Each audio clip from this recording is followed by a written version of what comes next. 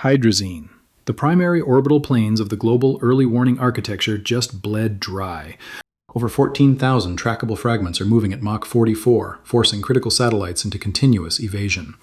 Stay with me, because what this means, what it exposes, and what it dictates for deterrence is the true story. Not a cyber attack. Not a direct ascent missile strike. An inescapable, continuously expanding web of shrapnel is weaponizing the laws of physics against the defense architecture. A defunct mass was intercepted in a sun-synchronous orbit just 24 hours ago.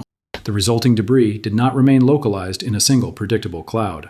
It sheared outward into a hypervelocity shell, intersecting the primary orbital planes of the space-based infrared system. The automated survival protocols on board these multi-billion-dollar platforms reacted instantly to the threat. They prioritized immediate kinetic survival, locking their hydrazine valves open to physically dodge the microscopic shrapnel.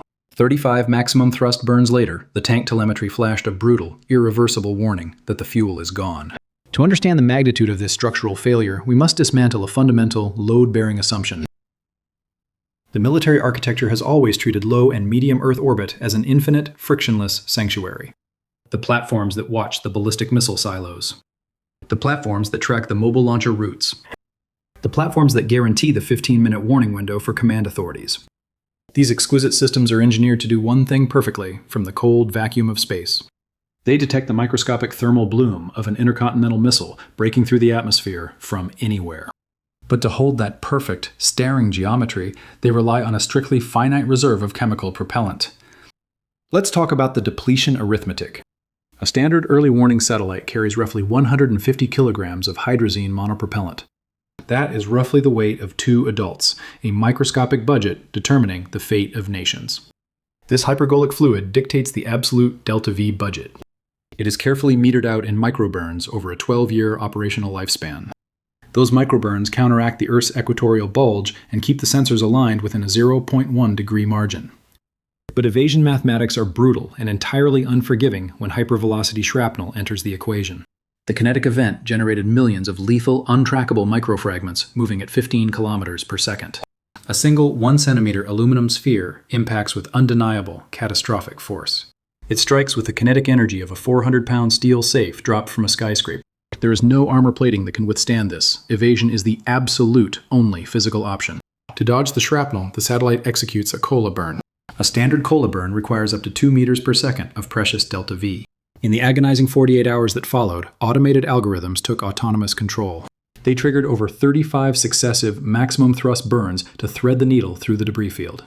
12 years of highly rationed operational fuel was burned into the vacuum in under 2 days. Let's talk about the virtual kill. This is the catastrophic structural revelation buried deep within the orbital telemetry of this crisis.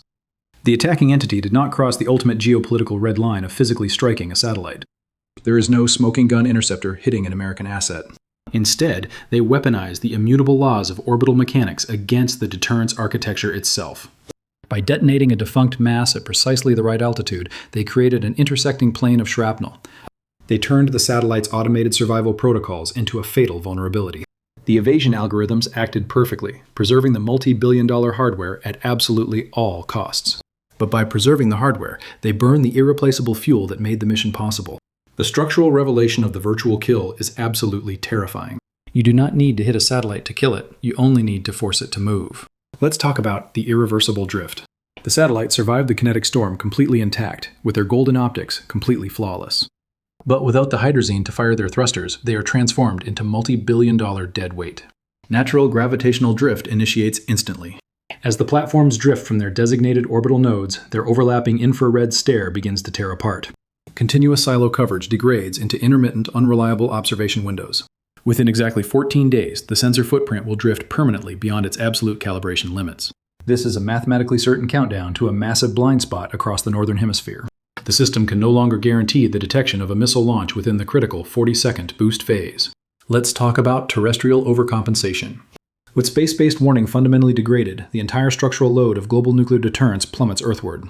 It falls squarely onto the concrete shoulders of ground-based early warning radars like the PAVE PAWS network.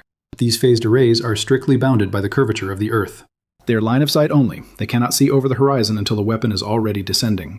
Relying solely on ground stations physically cuts the warning time. It compresses an actionable 15 minutes down to a catastrophic, suffocating 5-minute window. Let's talk about strategic compression. The delicate machinery of the launch on warning posture relies entirely on the buffer of time. Command authorities require that exact window to verify telemetry and authorize retaliation. By mechanically shrinking the warning window to 5 minutes, the human decision cycle is structurally broken. The defense apparatus is forced into a binary, hair-trigger state where false positives cannot be debated. Here is what this orbital depletion cascade means from this morning forward. It means the cascade does not stop at the military threshold. It means commercial satellite operators realize their multi-billion-dollar assets are next in the firing line. It means space insurance markets instantly freeze, revoking orbital coverage. It means global logistics networks and international financial synchronization degrade as orbital GPS signals are compromised. It means diplomatic strategic ambiguity evaporates into the cold vacuum of space. The threshold for preemptive kinetic action plummets to absolute zero. The architecture of mutual assured destruction was perfectly balanced on a fulcrum of perfect orbital visibility. That fulcrum has just sheared in half. The entire multi-trillion-dollar deterrence apparatus is wholly dependent on spherical titanium tanks holding hypergolic fluid. When the fluid hits zero, the illusion of control evaporates and the structure collapses instantly. Hydrazine, the 800-kilometer polar threshold, is bleeding dry.